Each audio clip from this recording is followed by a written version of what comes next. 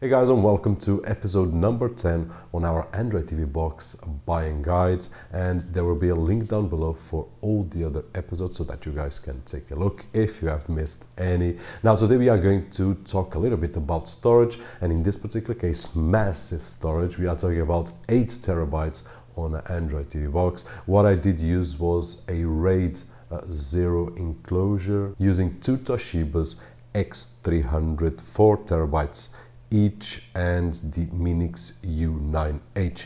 Now the only concern right over here is that we need self-powered storage units that actually have their power adapter, not like these right over here that will draw power from the Android TV boxes. Now most Android TV boxes will support this kind of disc, which is a 2.5-inch disc and will draw power from the USB. Some boxes will work like this and some boxes will not. I've used and I've had issues with some, but when we move to 3.5-inch hard drives, then the situation is completely different and the power draw is much bigger. So what we will need is a unit that has self-power and will not drain any power from the Android TV box, which is a low consumption device. And as I was mentioning, I was able to, using RAID 0, getting 8 terabytes working on the Minix U9H. As you guys can see by some images on screen, all the 8 terabytes are recognized and we can use them to store our photos, movies, and so on and so forth. And besides that, while I was plugged in, I did a test which was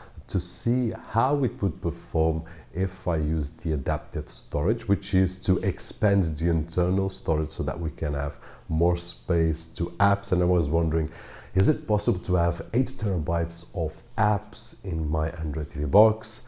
And unfortunately, no. There is a cap on Android, and at this moment the cap is 1.3 terabytes. So even I was using 8 terabytes, the Android TV box only saw 1.3 terabytes of available space for applications. And although 1.3 terabytes is a lot, it's a waste using 8 terabytes to only have 1.3 available to store apps. And have in mind that this RAID array has decent speeds enough, actually faster than the internal flash storage of the Android TV box, so more than enough to run any application. And there you go, guys. This is the best that I could do at this moment. 8 terabytes on an Android TV box. When I get the chance to test out more capacity, I will. By the way, the file format that I used was exFAT. There are boxes that will work with FAT. NTFS exFAT was the one that, across all the boxes that I've tested so far, is the one that works better